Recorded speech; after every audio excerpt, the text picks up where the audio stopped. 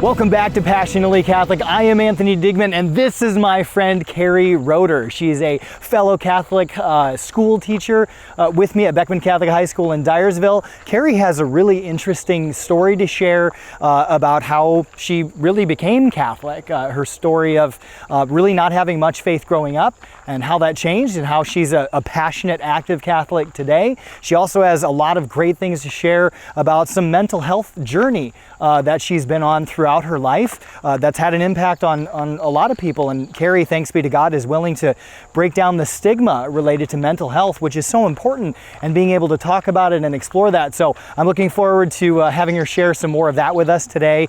Kerry also has a story related to becoming a teacher that is not necessarily traditional. She didn't go like to college right out of high school, secondary school, and decide to become a teacher. She decided later. So even with a family, she went back to school. So I'm really excited for her to share that story with us, and possibly some other great things as well. So thanks for joining us today, and I'm going to turn it over to Kerry. Hi, my name is Kerry Roeder. I'm originally from Manchester, England.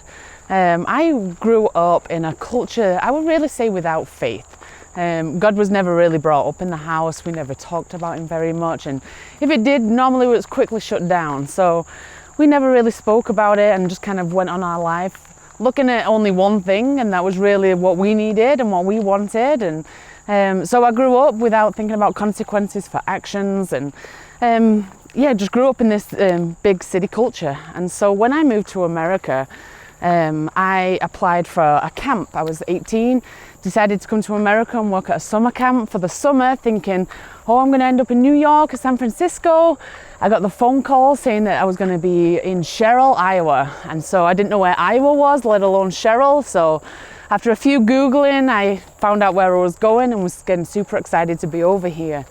So while I was at summer camp, I had gone to the barn in Sherrill, which was the only good place to eat around that time.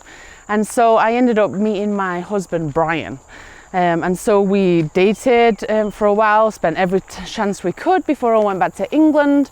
And then I had to go back to England. While I was in England, I found out, returning from this experience, that my mum had cancer. And so it was a really difficult time. We just really hoped that things would get better. My mum did a trial drug, and we just hoped that things would improve and there would be a future. And unfortunately, that was not the case. Brian came over to England to support me after my mum's death, and not too long after that, I decided I was going to come back and work at camp for the summer.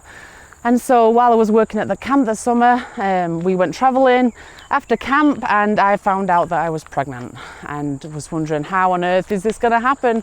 I was 19, I didn't live in America, I didn't have anywhere to stay, I didn't have a job, I was still in college. It was just one thing after another. And my husband turned around and said, you know, we're going to make this work, I'm going to be here for you. And so my life in America really began at that moment. I moved over when I was 19. I had my first son when I was 20. And by the time I was 22, Mason had joined us. And so I was a young mom, and there was a lot of challenges that came with that. And still at this point, I really didn't have faith. But I really did start seeing, when we moved to the community of Dyersville, I started seeing a lot of faith. I started meeting a lot of people that had faith, and I was just really interested in that aspect of life that I'd never really been exposed to before. So I started talking to my husband more about it, and we ended up starting to go to church. I joined RCIA. I was very interested in learning about the tradition, about the history. I wanted to know everything, really. So I just really dug deep into my faith. I went through the RCIA process and got baptized. And from there, it was really difficult. Being an atheist turned Catholic definitely has many challenges. And one of them is where to go. How do I pray the rosary? How do I pray to God? How do I develop this relationship? And so it took a few years, actually, and while I was Catholic, after baptism, to really understand what I needed to do. It was on my effort that I had to, go to God and learn about God and pray to God, and it was on me. God was all there the whole time growing up. He was there with me through all my troubles and worries, and he was just unconditional to me. I just never turned to him. So once I started to develop that relationship, I went to a book study. I met a bunch of wonderful, faith-filled women, and really starting to develop that relationship. And so, once I started developing that relationship, I really was able to grow. I was able to grow closer to God. I was able to grow closer to friends, to family, to really understand the meaning behind why the church does what it does. And it all comes back to history and tradition. And it was just something that really fascinated me.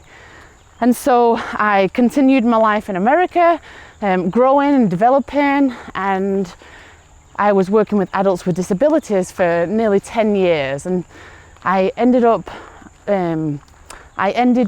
going for a job interview for a paraprofessional position, and realized I don't want to be a paraprofessional, I want to be a teacher.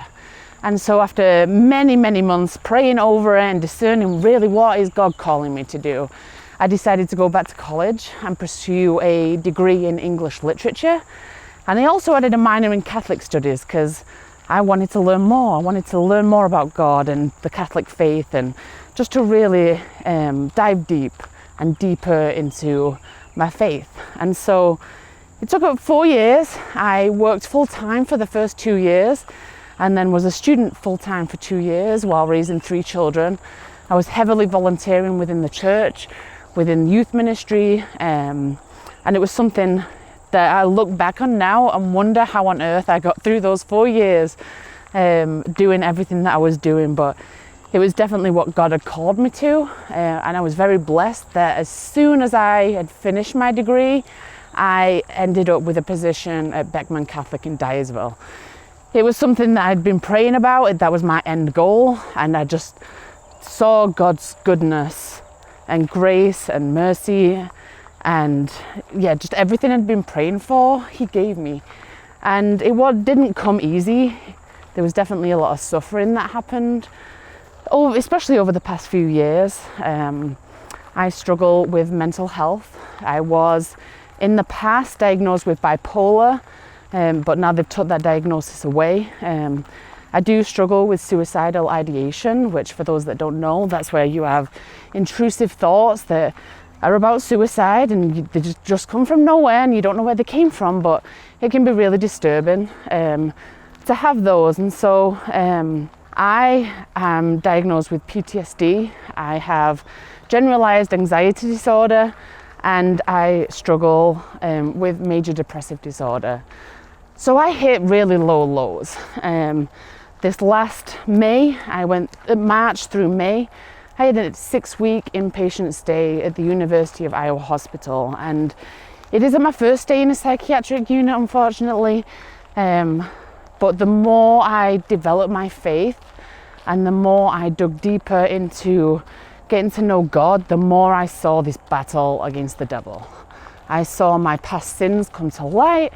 I realized that there were consequences for my behavior when I was younger. Trauma that occurred from my behavior was really something that I needed to work and deal with. And so as I've been going through my process of mental health, I've been being hospitalized over 5 times in the past 4 years, I really realized that I have no control. This is not on me. I was a book enthusiast. If I wanted to learn something, I needed to know the steps of how to do it, how to get that A, how to do the best in whatever it is. So I wanted to research some more, and I dived deeper into my faith. Definitely saw a battle there. But my faith, out of everything I've done EMDR therapy, I've done talk therapy, I've done ECT therapy. I've done ECT therapy, and nothing has helped me more than my relationship with Jesus. There are times when nothing worked. I was med resistant, I was not improving, I was in these deep, deep lows, and I was struggling to see God through it all. And sometimes it's in hindsight that we see things a little differently, and now I look back, I definitely see that some of my hospital stays helped me to grow. It helped me to see who is important in my life. I really learned how to set good boundaries with people. I learned how to disconnect from people in my life that didn't hold the same morals and values that I did, and which actually went against who I was becoming as a person. I let go of friends that wasn't there for me anymore. I went through my Facebook and deleted all of the friends that probably wouldn't come to my funeral. And so I just began this journey of looking at myself through God's eyes. How does God see me? I see myself as a sinner. Like many moms, sometimes I think I'm a bad mom. I don't do things right. I'm not good enough. And you know, that's what society tells us. We see on Facebook and social media all the time perfect pictures of imperfect people. And that's the only side we see. So I like to share my story in order to help people see that, hey, wait a minute, life is a struggle. God never said we wasn't going to suffer. It's what we do with that suffering. And so I feel through my suffering and experiences that I've really been able to draw closer to God, that I'm able to help other people by sharing the message and really ending the stigma of mental health. And so without God, I definitely don't think I'd be here. God put me in people in my life. I have a crisis team consistent of 4 people that I can call any time of day and they will help me. And I see how God put them people in my life. I see God through them and the way they treat me and the way they help me and the way they teach me how to be a better person overall. So I encourage anyone who has mental health issues to go and talk to a priest, sit down, start spiritual direction, see where you need to go from there. Most importantly, it is important to get help from a therapist or talk therapy. Iowa has a great resource now called 988 where you can call for a crisis if you're in trouble. And most importantly is to talk about it. There's this stigma still that, you know, we shouldn't talk about mental health, shush, shush. The more we open up and the more we talk about it and open up to our obstacles and struggles that we've had in our life, then the more people will see that, oh wait, this is real life. This is what real people go through. It's not all sunshine and rainbows. But yeah, God has just been so good to me. And a lot of people, especially in my past, wonder, you know, why are you Catholic? Why would you be Catholic? And it's because I have felt God's love unconditionally.